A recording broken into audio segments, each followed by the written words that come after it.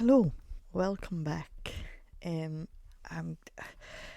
It's the time of the month where I record my other podcast as well, my business podcast. So I'm starting to get confused this week what podcast I'm talking about. But how are we all? Are we all as confused and stressed as me? I'm not stressed. Don't panic. Calm down, Aileen. Don't be so dramatic. Welcome back, and how have you all been? I am sick of the sight of rain. If anybody's seen any of my videos, actually I think I only showed you the weather in one video, but I probably moaned about it on multiple on social media. I'm not a person that enjoys rain. I'm not a person that enjoys coldness. I like sunshine and I like heat. What mood are we all in this week? Are we in Halloween mood yet? Do you know, I actually got confused. I was in a shop, when was it? What date we on? Somebody help me out here.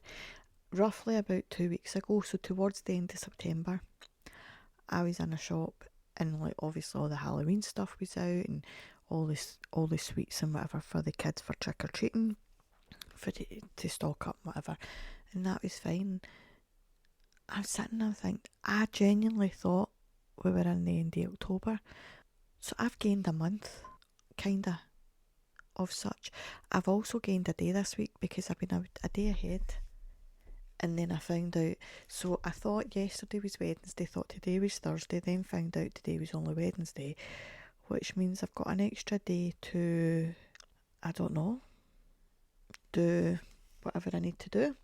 See where my brain is today. My brain is not braining. It's not playing today. We've been so busy the last couple of days. Everybody's unwell in my house. So my oldest, he has been to the dentist and not feeling his best. Me and my youngest have got some kind of flu, sicknessy. I don't know what we've got. It changes every hour, the symptoms. So we started off with sore heads, then that'll go and you feel as if you're going to be sick, then that goes, then you've got a sore head again, then you've got the feeling congested. I just don't know. All these bugs every year, we see them every year, but we never got ready for them. We never get, and they confuse us every year, don't they? They just kind of, although we know what season you're going to get each bug, we never seem to be prepared. And every time we get it, or at least in my house anyway, and I know quite a few people are the same, you get the bug and then it's as if you've never had it before, you've never heard it before, and it's almost like, why in the middle of winter, or begin of winter, am I absolutely loaded with a cold? Why if I get man flu?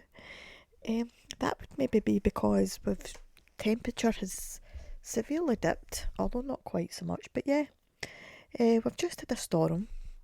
Aileen, you were out on Monday night working, getting in and out of different houses with just a little top on, a t-shirt and a cardigan. You never had a jacket, but it was pouring down the rain and you get soaked. Don't know why you woke up on Tuesday feeling unwell. Yeah, that's me. Do things to make myself unwell and then, or don't do anything to protect myself from being unwell and then wonder why I'm in my sick bed for a week. But listen, you gotta roll with it, you gotta take your time, you gotta say what you say. Don't let anybody or any rain, hail or snow get in your way. So, what are we talking about today? We are talking about protect your peace. I've been trying to protect my peace for 46 years. And I think I finally nailed it. We're in our Zen era in my house. Maybe not so much the boys, because they're just starting their adult life. We're trying to teach them to be in the Zen era, but boys will be boys. Aileen is officially in our Zen era. Anybody that wants to affect me feeling, I'm not quite kumbaya, my lord, but listen, there's still time. Then, I was going to sing a song, but it was a bit rude, so I won't. Then, you go do what you need to do in your own life and just move out the way of mine. Get out the way, bleep, get out the way. That's the mood I'm in the night. I don't feel well. I've got a sore head. So, how can you protect your peace? Who are you protecting your peace from? What does a peaceful life look like? Listen, the answer to all these questions is going to be different to an extent from one person to another. Obviously, the overall picture's going to look pretty similar, because a peaceful life obviously means you're not wanting somebody in your life that's causing drama, causing arguments all the time. You don't want somebody in your life who is constantly putting more weight on your shoulders. You don't want anybody in your life that's making you upset or doubt yourself. All these different things. You don't want somebody that's affecting your sleep. You don't want somebody that you constantly think about a previous conversation and you're playing it over in your head because they've made you feel as if a certain way, or I suppose a sort of guilt trip or anything like that. Anybody that's causing any kind of negative thoughts, negativity within your life, within your head, within your personal space, family, friendship circles, whatever, it's not worth it. Believe me, I have lost so many years where I could have potentially been happy by allowing certain people to stay in our lives. And to an extent, a lot of my mental health struggles stemmed from negative people. And I'm not playing the blame game, because I could potentially have had my mental health struggles anyway, but at the time, certain things were trigger points, and it's the way people have treated me, it's things that people have done to me, people maybe gaslighting me, people trying to control me, people taking from me things that they shouldn't be taken. Read into that as you will. So if you were to sit and look at every single person that's involved in your life, and I don't mean they necessarily have to be in your life daily, either in person or on the phone or whatever else. I just mean they are in your life one way or another. Can you hand on heart say that every single person makes you smile? Now, nobody's going to be perfect 100% of the time. We're not saying you're never going to have another argument in your life. I probably argue with my mum daily. I mean, we try. We'll not go there. But it's about limiting the arguments, limiting the negative thoughts, limiting self-doubt, and anybody within your life that's making you doubt yourself, doubt your thoughts, doubt your actions, even though you potentially know that you've not done anything wrong. Are they the right people to be around? And I'm not saying this about your husband, your wife. I'm not naming any individual person or the relationship to you. I'm just saying, have a look about. Think about who's in your life, one way or another.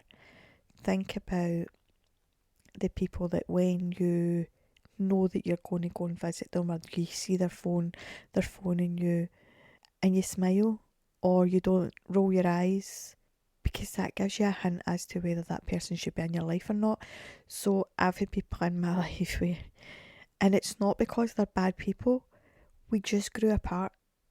But I had one particular friend who we very much grew apart, but we had been friends for a very long time, and it can be very hard to break that sort of bond, that connection. But it got to a point I didn't even want to answer the phone anymore, because it was always put downs, and it was always them bigging themselves up, which, listen, I'm all about you bigging yourself up, but don't put other people down round about you while you're doing it. If you're rolling your eyes or you're filled with dread when you see somebody phoning, or you know that you need to go and meet up with somebody or see them face to face, that kind of tells you a lot. I mean, it could just be you just need to have a discussion, but there will be some people where you can't have a reasonable or rational discussion about how you're feeling, because some people will only see their side of it and won't ever see what they're doing or how they're making somebody else feel. Can I just say, if I'm heavy breathing on this, I'm sorry. We're very congested tonight. I'm trying my best not to heavy breathe or breathe at all. So I keep pausing to breathe out. Bear in mind, negative people aren't just in your personal life, they can be in your work life. So how's your relationship with your work colleagues? And it doesn't mean that you need to leave your job because you don't get on with somebody. It could be that, again, you need to have a discussion with them or with your management. It could be that you could be moved to a different department or take on a different role to ensure that you're not round about that person if it's severely affecting you, especially if it means that you're on the verge of phoning in sick. No workplace wants anybody to feel that way. They don't really want to be having too many people off sick or be registering too many sick days, absences on a regular basis, especially if it's down to one person. And listen, see if it's bullying and it's not just you it's happening to, especially. I mean, if it is just you, that still the same stands, but you will get people who they may potentially bully multiple people.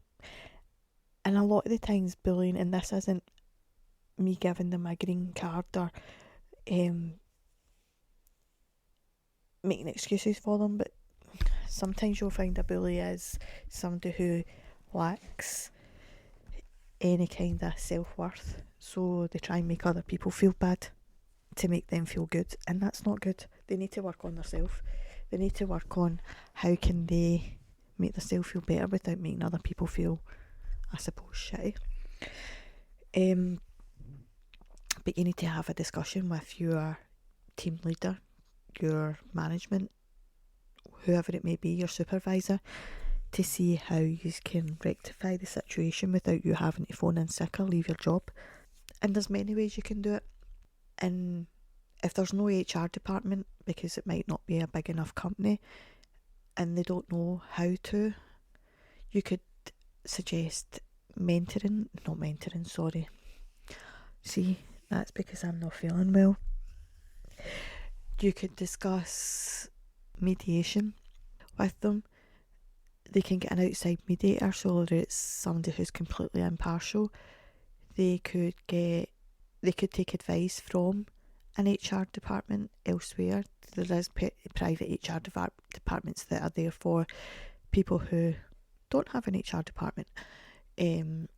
Somebody like myself who helps with the counselling, the mental health side of business, the coaching side of business, we can give tips and tricks and whatever else to management about how they can rectify the situation without losing any employees.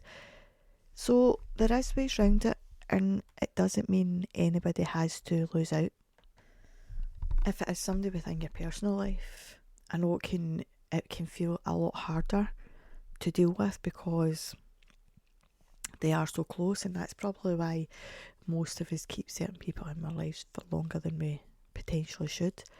So I think you have probably heard me speak many times in previous episodes about how I'm in this newfound era where I am ditching all the negative people in my life. And I don't want to sound too flippant about it. I'm just, that's my way of coping with a lot of things, is I make a joke of it. And a lot of people do. A lot of people cope through laughter. But I have cut out friends, family, whatever, because they don't bring to myself and my sons what I think we deserve and we need, even though we're giving them respect and being nice to them. They're not doing the same to us. And why do we do that?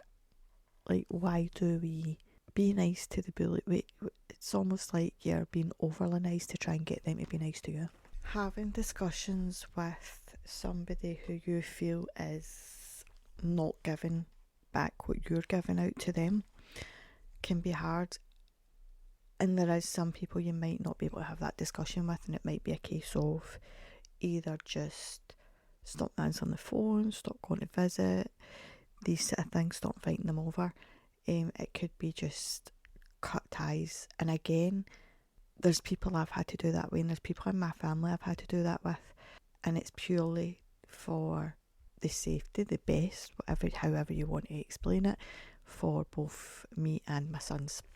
I've always tried to have the right people around about my sons, but I think when it comes to family, it feels a bit harder to stop them sometimes from seeing. And I always found it harder, more so because both my boys only really, for a long time, only had my family.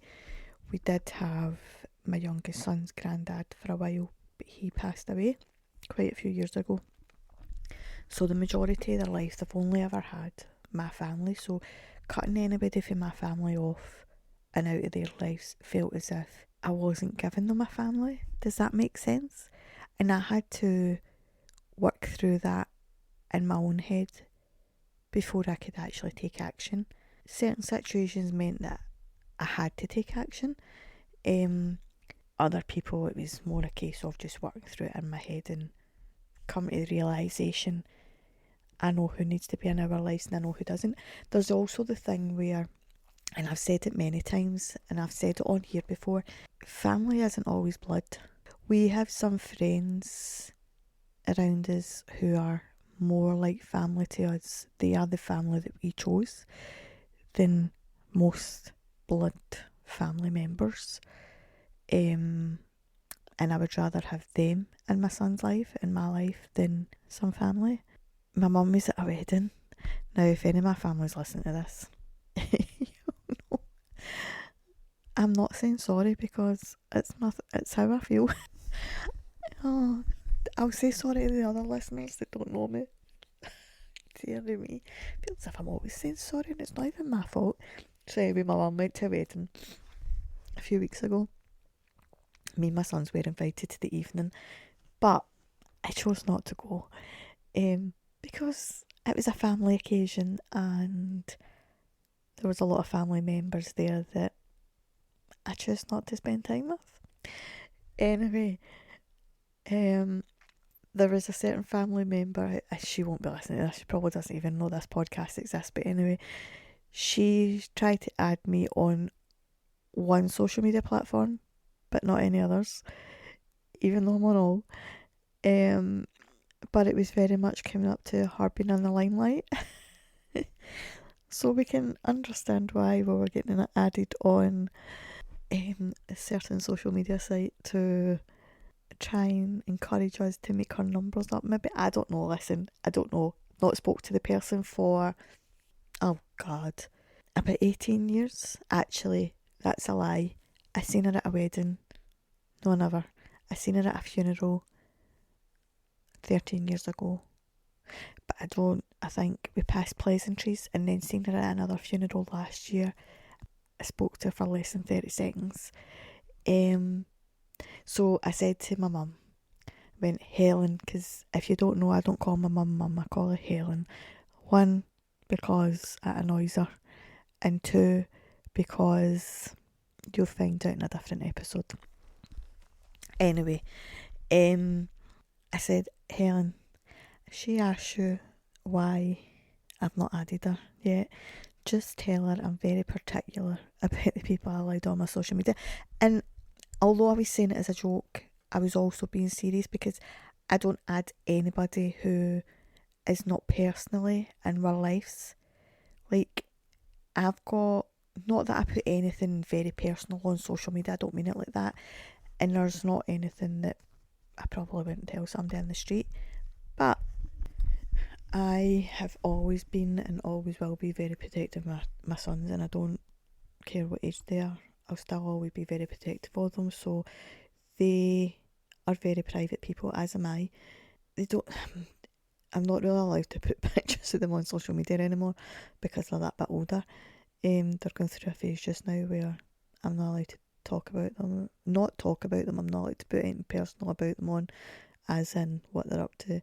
I'm not allowed to take pictures of them, and I'm not. But then I went through a big phase like that as well, where I didn't like getting my picture took. And you wouldn't, you considering I've got 3 podcasts, although only 2 of them are kind of going at the minute.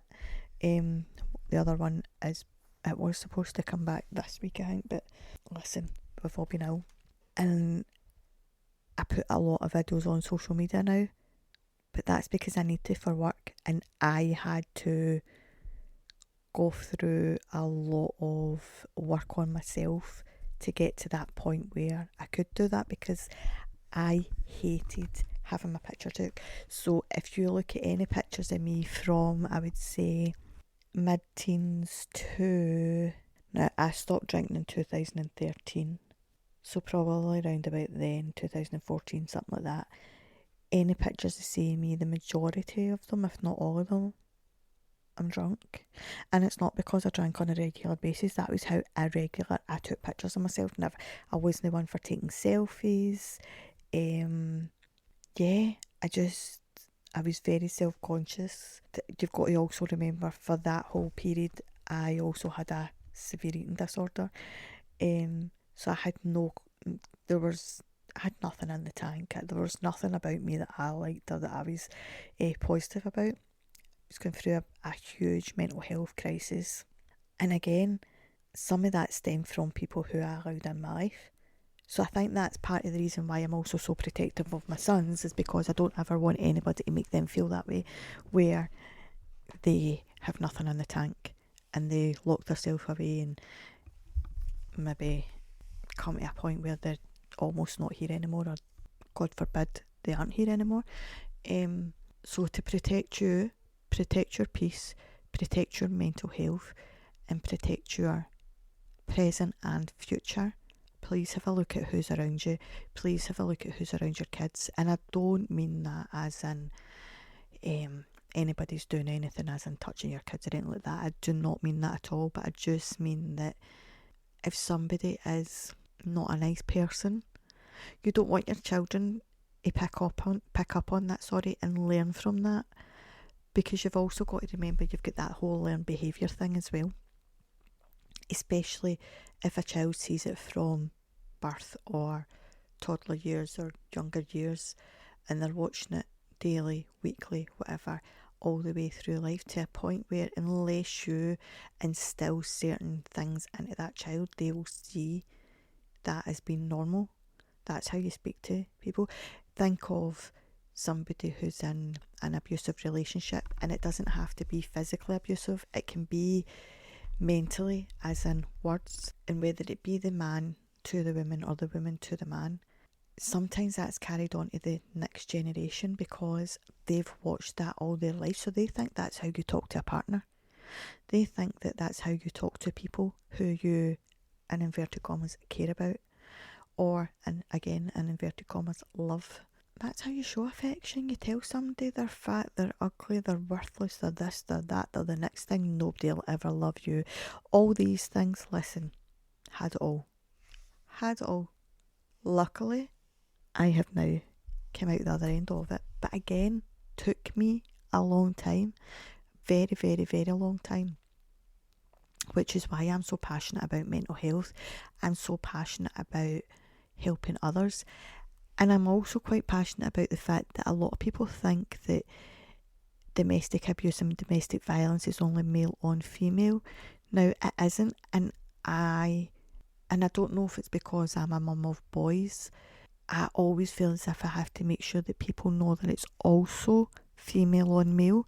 And I do know people that have gone through that situation, men that have gone through that situation. And it's not something to mock. It's not something to feel as if you've done something wrong. It's not something to that you have to hide. We need to start making people feel as if they can talk and they can tell us anything. And if they want it in confidence, it will stay in confidence. If they want us to go and approach the right people for them, as in police, social work, women's aid, or men's charities, anything like that, then we will do that for them. If it means that they want us to get the doctor to phone them and kind of tell the doctor what it's about, but please don't say it in case the partner's listening or whatever, we'll do that for them. If they just want an ear or somewhere to sit in silence for an hour, send me a text or send me a phone, turn up at my door. Listen, we need to start looking out for each other, and we need to start always being there for each other. And that's when we go back to getting rid of all the negative people. How many times have we heard about one partner taking the other partner's life, or ex-partner taking the ex-partner's life? If we open up to enough people, it means that we've got more people looking out for us, which means that would hopefully be less likely. I'm not saying we're ever going to be able to eradicate in this generation or this lifetime mental health or domestic abuse, or making sure that everybody's inner zen, their peaceful life is just running smoothly. I'm not saying we're going to be able to do that, but see if we can make the right steps in our next generation, see us behaving in a more positive manner, and then they do the learned behaviour, so they do the same as what we're doing, and then it carries on, and then it becomes second nature. And I know this sounds very woo-woo, and it sounds very, Aileen, you're being too positive, it's not going to be as easy as that. I 100% know it's not going to be as easy as that. But see if we have a positive mindset about having positive learned behaviours, is it not worth trying? Is it not worth trying, rather than just saying, do you know what, he said or she said or he's done or she's done this to me for the last 25 years.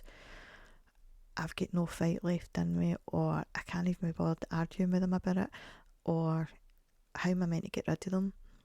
There's always a way, and if you don't know the way, look it up online, research, ask for the help, ask the question, go for counselling, go for therapy, go for life coaching to get your confidence back, get you back.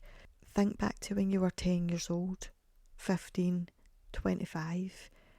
Like, were you always bubbly? Were you a bubbly child? Were you a bubbly teenager? Were you very outgoing as a teenager? Were you outgoing as an early adult? Or had it, by that point, somebody sucked all the life out of you? Or were you bubbly, but then 10 years later, you're looking back and you think, I've changed. Why have you changed? And you can change again. You can change to being back to being a happy person. So if I was to give you an example of when I was, we'll say 25, between 25 and 30, let's just say that, right? I would lock myself away. I would not open the door to anybody. Unless you text me to tell me you were coming and I agreed, I didn't answer the door to anybody. I would walk to the shops with tears streaming down my face. I was socialised with one, potentially two people. I just wasn't me. But then if I go back to And I'm laughing because I'm just thinking now, when I was telling you early on about looking back at pictures and things like that, taking pictures, sorry. If I think back to when I was 14, 15, I was never in the house. I talked to everybody. I was friends with everybody apart from the bullies who bullied me. But anyway, that's by the by. Well, they thought they bullied me, but anyway, didn't. But I was very outgoing. I was very social. I was very drunk. And that's the pictures I'm laughing at because I was very drunk in quite a few of them. There's pictures of me literally lying on walls, out cold, drunk. Don't judge. Don't judge. It was a phase, which is why we're very positive about the fact we fell pregnant at 19. I know a lot of people wouldn't think that's a positive thing. It was a positive thing for me because I think it saved me from becoming an alcoholic or potentially killing myself from partying too much. Listen, I don't know what would have happened, but my son definitely came at the right time.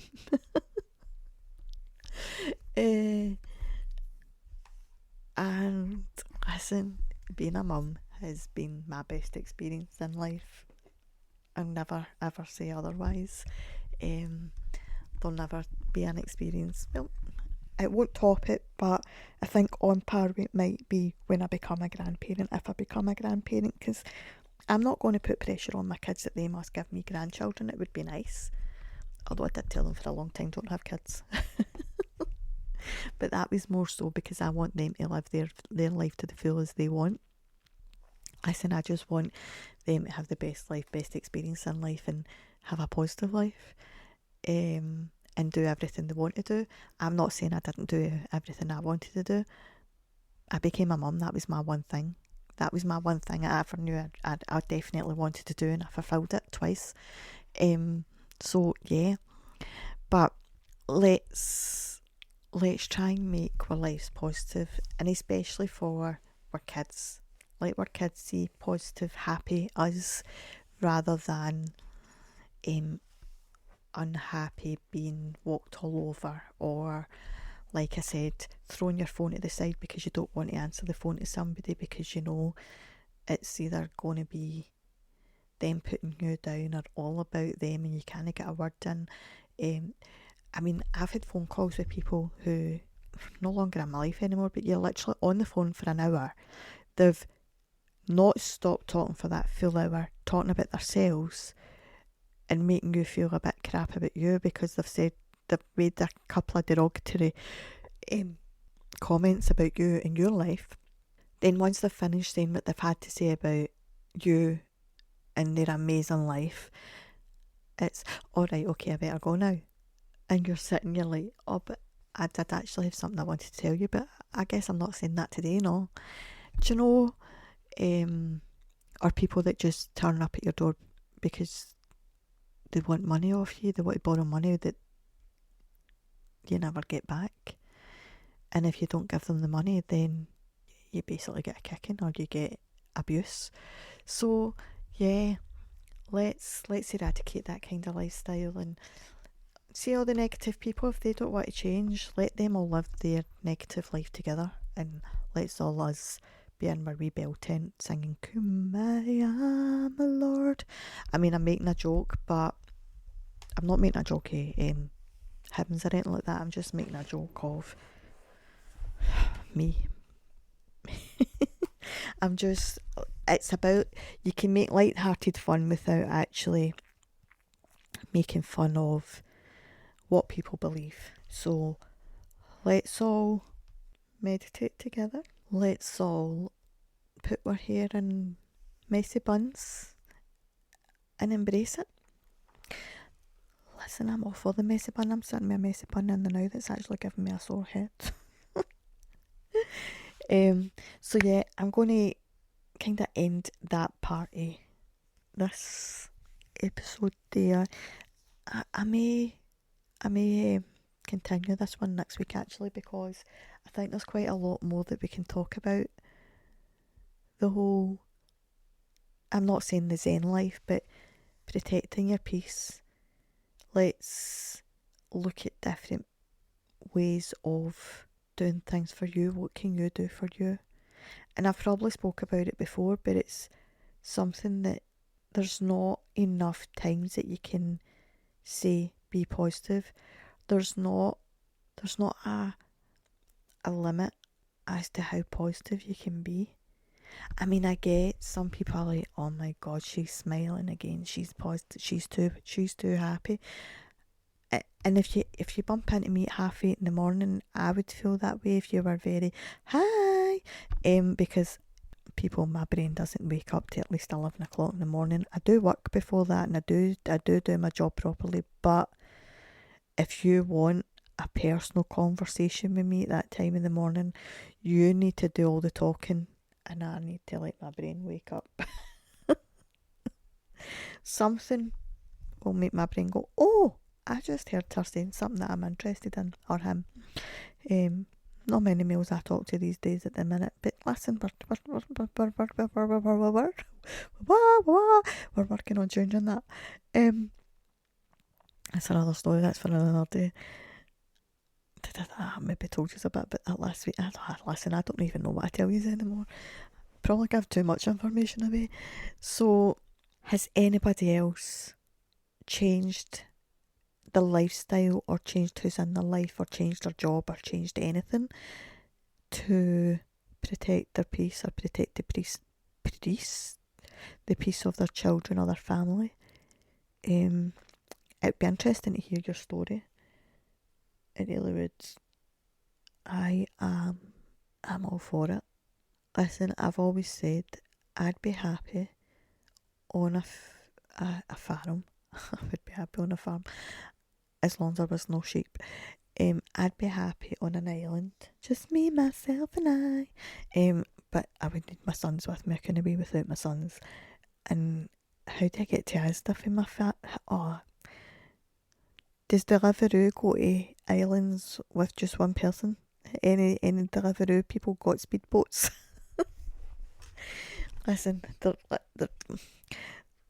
there's things about living on an island on your own that are amazing, but there's a potential that you might need to starve to death. So it's maybe not quite as feasible as what I'd hope. Maybe I'll just stick to going out into the countryside. I've said, right, so we all know, because I banged on about it for nearly a year, I'm looking for a new house. And this isn't me coming with an announcement that I found one, because I haven't. We're still looking. My son's now put it at the top of his Christmas list. So for anybody that doesn't know, my son's autistic. I don't know why I told him. I said this to my doctor the day. I said, because we were talking about it, and I said, I'm starting to think I really shouldn't have told him until I found a house. I said, because the wee soul's like got his hopes built up about this new house that seems to be getting further and further away. I either need to win the lottery, or I don't know, we're manifesting at the minute a new house. It's just not quite got there yet. Anyway, so what was I saying to you? So he's got it at the top of his Christmas list. That wasn't what I was going to tell you. What was I going to tell you? Oh, yeah, that's what it was, right? So, as I said, I'm manifesting, right? So I'm trying out a new manifesting tactic at the minute. But I've got this vision in my head of, do you know what? Right, you probably need to be in the UK to understand this, or originally from the UK. Do you know what Emmerdale Farm? So the best way I could describe it is, if you thought of an old English cottage, think of old England and think of a cottage. Or so that's the kind of house I'm thinking that I want to retire in. I probably never will retire, but or I quite like some of the American style houses. So we're manifesting maybe a bit of both. The only problem with an old English cottage is they don't tend to have driveways, and I need a driveway. Because obviously back in the day, back in old England, I mean, I'm from Scotland, but I'm just choosing old England because people will understand what I'm talking about. An old English village. Back in the day, people, they walked or they cycled, didn't there wasn't as many cars, but so you didn't have driveways back then. And I wouldn't want to knock down, say for example it had like a wall round it, I wouldn't want to be knocking down the wall, because the old walls are, you don't get walls like that these days. I'm sounding very old, aren't I? Showing my age. So we need a driveway and potentially a garage. I don't know how this is going to work out. So anyway, right, so what I was going to say was, we're trying out a new manifesting tactic, and you're going to laugh at me. So far, most people have laughed when I've told them, but my doctor quite liked my idea. So I've downloaded this, it's almost like a paint by numbers if you think about it like that, but it's one of these colour app things, and it's very, I suppose, zen-like, if you want to say that. It's quite therapeutic. I quite enjoy it, like when I'm lying in my bed at night, instead of scrolling through social media that might be a bit negative. I'll go on that and I'll colour in a couple of pictures before I go to my bed. But anyway, I've been colouring houses, but I've been picking and choosing what a house is. So see if it's a house and it's a tree house, that's not quite big enough for me. It could be good for future grandchildren or for an escape, you know. I could rent it out as a holiday home, but we need an actual house to go with it. So my plan is, I'm going to start printing off some of these pictures and put them on my vision board, and then I'll show you them. And if any of you recognise any of these houses, I mean, they're not real houses because they're pretend. Somebody's drew them. But they've took inspiration from somewhere. And you know that the house is like selling for a tenner or it's up for rent. Let me know. If it's your next door neighbour and you would love me to be your neighbour, tell me. I'll come.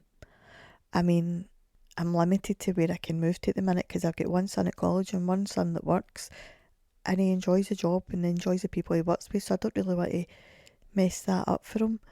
And I'm not going anywhere without my boys. On that topic, I was telling my pal, who was I telling? I was talking to somebody on the phone today and I don't know who it was. Anyway, I was telling somebody today on the phone that I've told both my boys, if they move to another country,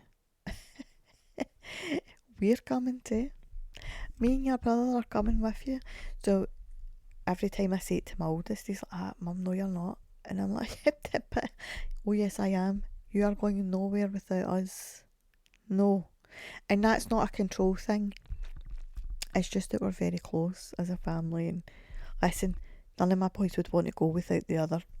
To listen, without it's gone as a pack of three, you know, because we're that close, they couldn't be without each other, seeing each other every day. They could probably go without seeing me, but I'm not allowing that. So listen, that can't happen. I don't want to be stuck just me, myself and I would like to be your next door neighbour child. And do you know, I've thought about this as well. So see if I win the lottery. No, go rephrase that. When I win the lottery, I'm buying 3 houses on the one street, potentially on the one row, like 3 next door to each other. I'll go in the middle, but then I'm thinking, if I go in the middle, that's not fair if I'm not here anymore and then they've got a neighbour in the middle between them. Anyway, so I'm going to buy 3 houses in the one street, one for each. I possibly only need 2 because the younger one, I don't know if he'll ever leave me, but the older one keeps threatening. Could you imagine he moved to us and I just said, oh, guess what, I'm going to be your neighbour? Sorry, I'm laughing because that's the kind of practical joke I would play. Like, I would just pretend I've got to be your neighbour and my son, because I wouldn't do that without asking him, do you mind? And if he said no, I would respect his wishes. I would quiz him on it. I'd say, excuse me, why do you not want to be my neighbour? Because I've lived with you for long enough. So yes, What about if I just lived across the road and round the corner? Or what if I lived over the back and you could just talk to me over the fence? It's a good idea, isn't it? If any of you have got kind of teenage kids that are maybe in their 20s or late teens or whatever, ask them how they would feel about being your neighbour in later years and see what they say. I'd love to know their answers. Because there'll be some that are, oh mum, that'd be great because you can make my dinner every night and you can do my washing. There'll be other ones that would be dreaded, be feared because there's a lot of things that you don't need to know about them. They may be doing things that are naughty. So I'm going to go because I'm starting to feel sick again. This has been a good wee episode. I have no clue what I've said to you this full 51 minutes and 22 seconds. But I hope you take something from it and I hope it helps you in some sort of way. And listen, see if you are, with all seriousness, obviously I can joke about a lot of things, but in all seriousness, if you do feel as if you've kind of lost yourself and you think you might need some coaching or counselling, send me a message, or if you go on to therebootsanctuary.com, you'll be able to see most of the information on there. There might be some things that it still doesn't answer your question, so there is a WhatsApp button on there, and I try and get back to you as soon as possible. We try to get back within 24 hours. We do try to get back a lot sooner than that, but sometimes there will be days where I'm really, really busy and it might take a bit longer, but I promise I do get back to everybody. We don't have any long waiting lists, and we've got family, individual, couple, child, teen, adult, everything. We've got something for everybody. Help everybody that we can. If I feel as if I'm not the right fit for you, I will be open and honest and tell you, and I will try and point you in the right direction. Also be aware that I do not prescribe any medication, and I also do not diagnose with anything at all. It's not part of my job. I'm not trained to. I'm here to counsel and coach, and that's it. Some people do get it confused. Some people do think that because I do counsel and I do help with mental health, I might be able to diagnose or whatever else because I'm in the private sector, but no, I can't. Businesses, again, there's some information on therebootsanctuary.com. If you can't find what you're looking for, you're more than welcome to hit the WhatsApp button, or you can email therebootsanctuary@gmail.com. There is links on the page, on the website, where you can email, phone, fill out the contact form, or WhatsApp. You can also get me on social media, so you can do it on the Reboot Sanctuary's social media or Reboot Your Thoughts podcast social media. Either or, I will still answer. I think that's almost it. If anybody would like to advertise, sponsor, or come on the podcast, or would like me to tell a story, then if you just either message me on one of the social media platforms, we've got Facebook, TikTok, or Instagram, or you can email rebootyourthoughtspodcast@gmail.com and we can work something out for you.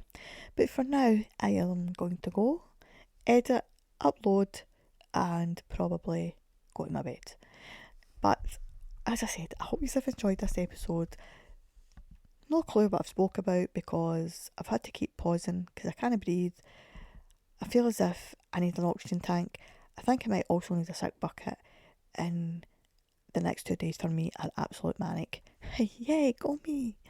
Why are we always unwell when we're busy? Who plans this? Because I definitely did not. But anyway, take care. Enjoy the rest of your week. Have a safe weekend, safe week, safe everything, and have a think about everything we've spoke about today. And I will speak to you all soon. Take care. Bye bye.